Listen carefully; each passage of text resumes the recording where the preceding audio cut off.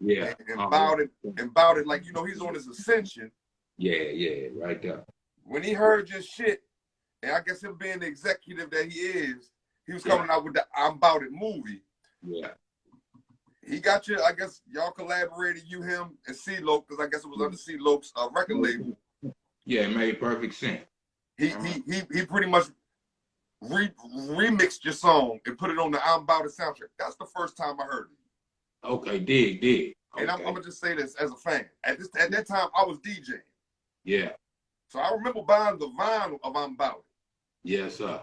The cover work was attractive. You know what I'm saying? Just on the soundtrack. I remember on there, what's some of my favorite shit on that? Meal Ticket.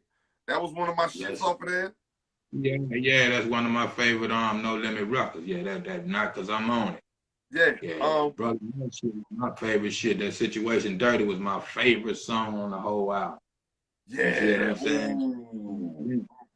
My favorite shit on there. I love what it was my joint was doing for me. Thank God, thank Peter, everything. But my joint on there was that lynch. I want to say your shit was the lead single though. Yeah, I believe so. It's somewhere in that genre. Yeah, absolutely.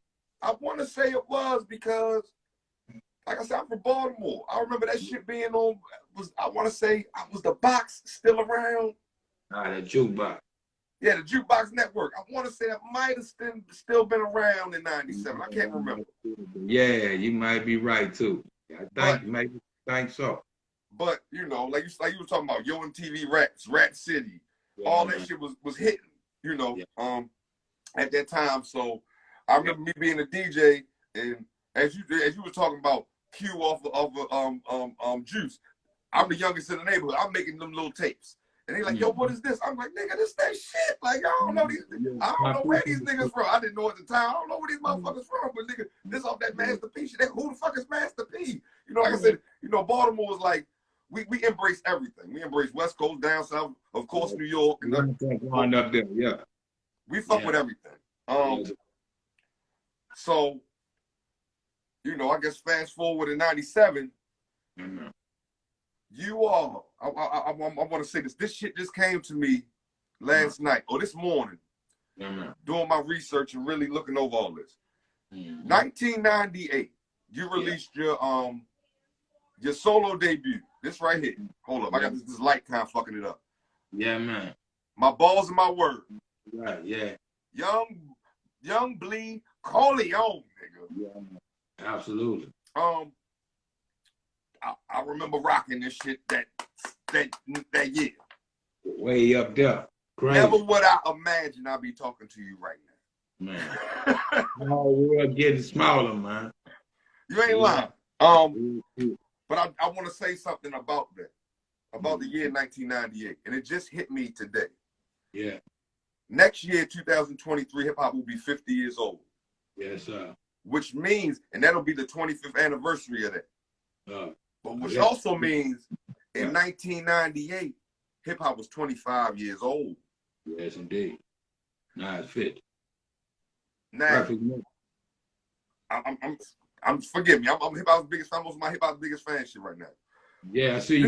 This is to me the importance of your album coming out that year, and so many a lot of people's debut. To me, 1998 was like the year of new blood in hip-hop, because 1995 we lost Eazy-E. 96 we lost Pac. 97 we lost Big. That's 3 major blows in 3 years in a row. Man, and so on and so forth. Yeah, absolutely. So this shit dropped in the beginning of the year. So I'm gonna just, for whatever it's worth, I'm gonna give you your all due respect that man, you were I like to call 98, to me that is one of the top 2 to 3 most important years in hip hop. For the reasons I just stated about the 3 years we coming off a loss, but now looking at it like, damn, yo, hip hop was 25. Yeah. We didn't realize it at that point. I don't think anybody really did.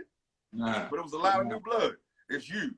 It's like when DMX came out and fucking Big Pun, and it was just a year of that kind of, man, just that shit just everywhere. Yeah, phenomenal time, man. Crazy thing. Bro, if we get to running down the albums that came out that year, like, and a lot of them was like debut albums such as yours. Yes, sir. Absolutely. Man, it's just fucking remarkable. You made me look at something with that 25 year, you know, that means something right in the middle, man. That's great. It just hit me. It just hit me. I work at night. It just hit me. I'm at work. Like I said, I'm listening to your shit. I'm just like, holy shit. Yo. I don't think we realize it. That's what I say. I connect the game. See, I'm still a baby to the OG, but the OG to the baby. I say the only other person before me that had a young on his name is Young MC. You see what I'm saying? It's a whole nother gen right at that pivot. Yeah. I got that question written down. I didn't get to it. But come on, let's talk about it. Yeah. I was looking at that, just the whole kind of regeneration at that point, especially going into 2000. But for us that was born in the 60s, 70s, or whatever, however we and beyond, we had that slight belief that the world might end in the year 2000. As we got closer and closer to it, you know, we were getting water, clean food. So that kind of shit. So it was that transition in life and the world where we go from here. When we was kids, we used to say, man, we live year 2000, we're gonna see flying cars and all that shit. But in this time, you got some, you know what I mean? Yeah, prototypes, you know what I mean? It's a whole nother world, man. So at that kind of, how can I explain it?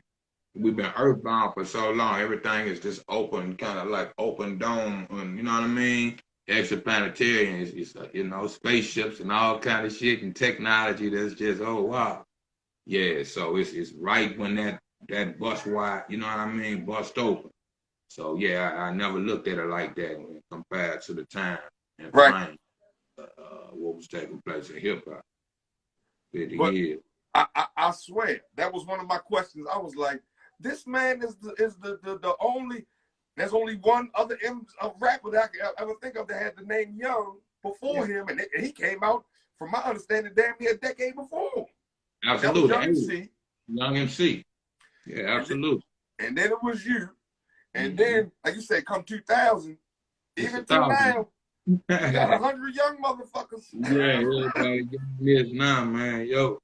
All due respect, all due respect. Nothing against nobody. It's a beautiful thing. The thing is keep hip hop alive, man. What I don't like is all the killings and all that, and I got that in my city, man. You know, so I don't point the finger, tell nobody what to do. We all semi-grown or grown. You only get one life, you know what I mean, and everything else, man. So that's all. You know, I don't like it. You can't really blame it on hip hop. I have to say this.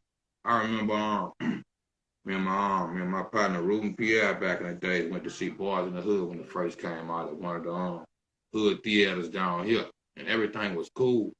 And everybody in the movie theater come watching. It was actually on the library scene when they was taking a test. So the peaceful part of the movie. You heard somebody say, "There it go, there it go, there it is." You saw one guy walking on the aisle. And he got to a certain road, he reached across and punched one guy, and it's like, you know. Yeah, gang war. Melee broke out. Yeah, we all had to, we climbed the back of the seats and we had to get up out the movie theater. I didn't get to finish watching Boys in the Hood at the end of the theater. You know what I'm saying? Damn. Yeah, so that kind of shit, you know what I mean? So Can I just say something about Boys in the Hood? Yo. I would say when Boys in the Hood came out, I might have been 9, 10 years old. Yeah, man. That was the first bootleg I ever saw in my life. Yeah, whole thing. My mother was like, "What are you watching?" I was like, "Mom, Reese, let me watch." Perfect timing, though. He was teaching you right shit at that age. Yeah, that's coming up, and you're gonna encounter it if you grow up in, you know, environments and situations like that. And I ain't blaming nothing to nobody. Yeah, no, even not to me either. It did make me, like I said, I'm barely shit. I don't even have hair on my nuts at that moment in time. I'm like, this what happens? You know, I'm a little unaware child. Like, this what be happening? Yeah. Oh shit. Yeah. We had that kind of shit walking in the neighborhood. We used to cut certain ways to not walk into shit. Yep. Over here, something might be up, man. We going this way, cut to his house, his street, and go home, man. Yep. Yeah. That kind of shit. Something did just come to mind in reference to your name. How did you come up with the name Young Bleed? But really, like I say, when I was a kid, my granddaddy was still around till I was about 10. Like I say, he had went blind about halfway through the 10 years I know him in life. Quick question. Is this your grandfather that was in World War II? Yeah. Okay, all right. I ain't mean to interrupt. Yeah. Right. To me, that looked like a lifetime, but as I got older, I calculated if I'm born at a certain time, born in 74, he died 84, 85, just really knowing about 10 years of my life. So when you look back, he had 10 years of game and everything else he wanted to say and to his first grandson. So as far as I could see as a kid and vision-wise and otherwise, he was around when I caught the rap glitch, you know what I mean? I used to be like, Papa, I'm going to be a rapper. That's what I know what I'm going to do for life. I'm going to be a rapper, and I'm going to be a record company. He said, well, you could do it, you know what I mean? You know, told me to keep my mind on my money shit, make me a price, and don't think twice, you know what I'm saying? So it's been like that ever since. So I done went through a series of names from 9 years old to come to this. And right when they got industry-wise and otherwise, this one for the money. Me and Lo name at the time, my name right before that was G-Lo, Ghetto Life Outcast. We were supposed to do a record called Pal Lokes and do half our face, C-Lo and G-Lo. But for some reason or another, we was on our way to what it became, you know what I mean, ultimately over the years. But it kind of didn't, you know, it wasn't working for me and him on a personal level and business level and different things, you know, it forced us to stray. But I decided to change my name one more time, and I looked back. So I looked all the way back to what it meant to me. You know what I mean? As far as my music lineage and family and cornerstone, milestone to the family. You know, it started with my granddad and really my grandmother before him and so on and so forth. But as far as in that household and the time we shared and what I got from him for solidarity, like first man in the family, then my father, stepfather, trickled down, I became a father. Now grandfather, so, you know, back to lineage. I said, you know, put this on the bloodline and take that name.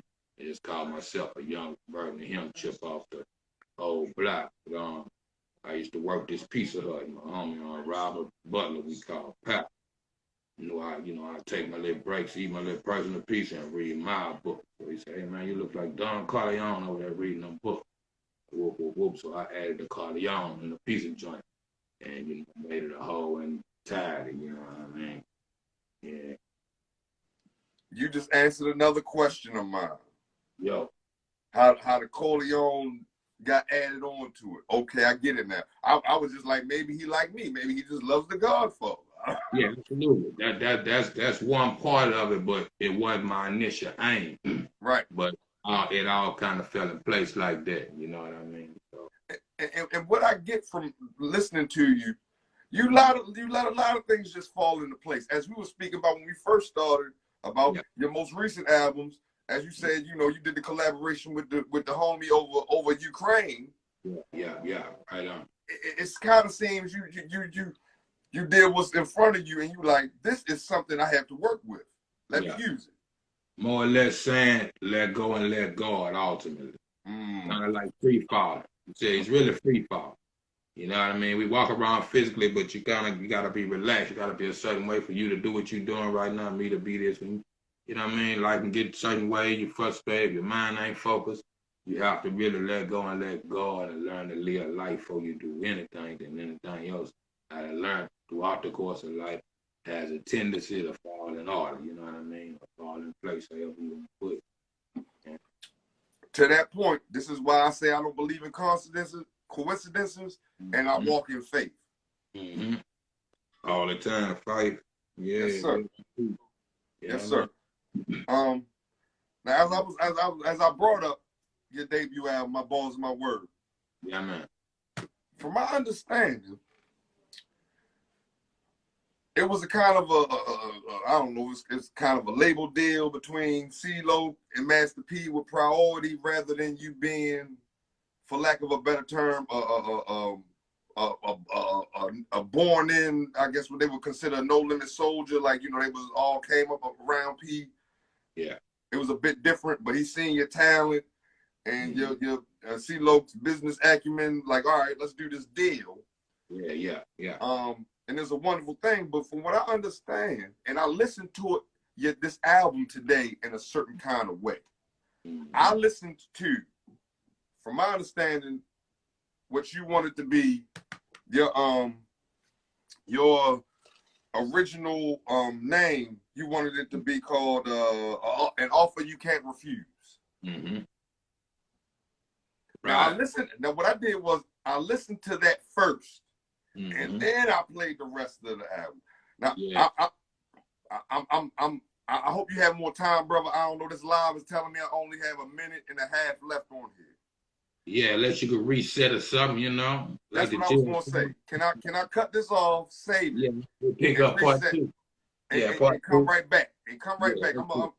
And come right back with this question. Okay, let's do it. All right, bro. Thank you. I'm gonna shut this down and restart. Just give me I don't know however long it takes, 30 seconds, a minute, whatever the fuck it is. Okay, I'm on deck. Hit me when you're ready. Yes, sir. Be right back. Okay. After these commercial messages. That's right.